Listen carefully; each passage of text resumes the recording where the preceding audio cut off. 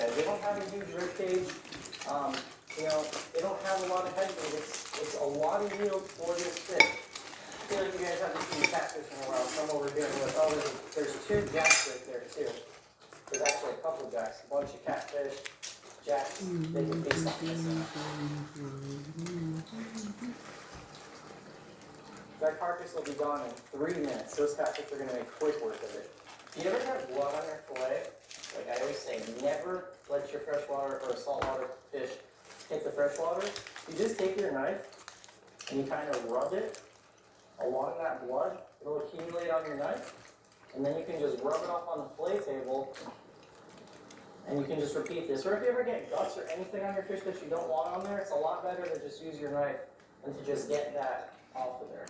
Very important to line it up with the edge, and I always have my left hand right here, trailing right behind my knife. That way I can feel what my knife is doing. And, you know, a lot of people, they make the mistake of they pierce through a fish's skin. I think it's because their one hand is here and their knife is here, and they can't tell when they get through the skin. If your hand is making direct contact with the knife and the skin at all times like this, underneath it, you can feel exactly what you're doing. Because you don't have eyeballs on that knife, so you can't exactly see what's going on in there. Tell me that does not look like a good fish. Minimal bloodline, not mushy, and right now, that barracuda smell that you've probably smelled in your lifetime, you cannot, it's not evident here at all. So I will see you guys in the video.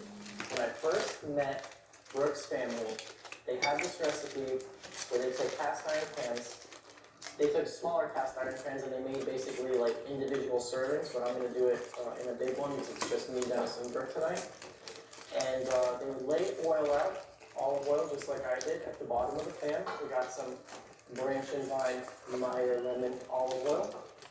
Then they would take their fish in their individual pans, just like I'm about to do right here. You just take one last look at that. That is a gorgeous piece of fish. So far from trash, we're gonna set our meat cube. barracuda. I'm gonna try to pick the pieces that are kind of in the same size range. Tomato and onion. I'm just gonna sprinkle this around our pan.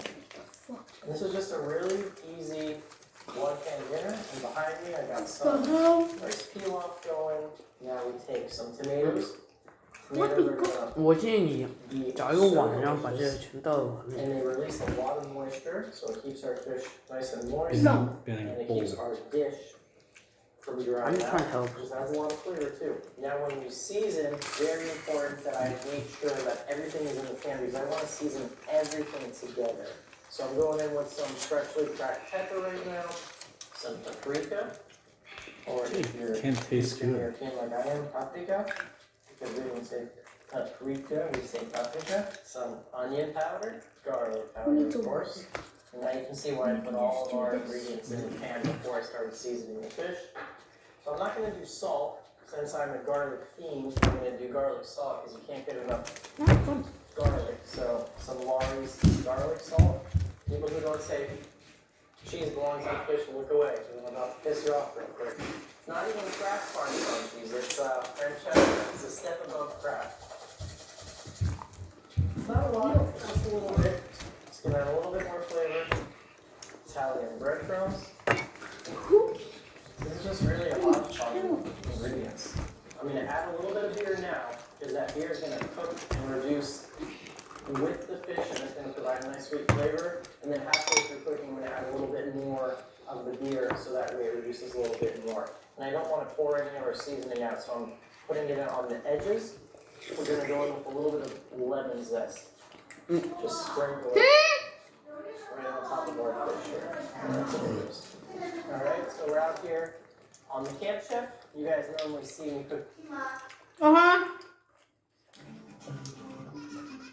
Intuitive citrus start from the all-electric ID4.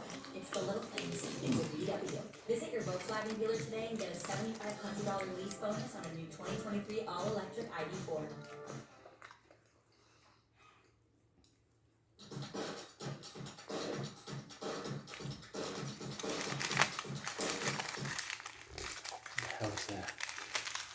you cook in this thing, you got a pellet grill inside and propane, but I also like to cook on the side pit right here. You got a burner because I don't want to stink up the house too much. Oh, we got a good flame going. So that's it. Simple. You could replicate this with pretty much any fish. We've tried it with yellowtail, we've tried it with grouper, we've tried it with kingfish, fresh kingfish. We've tried it with literally every fish, and it always comes out amazing.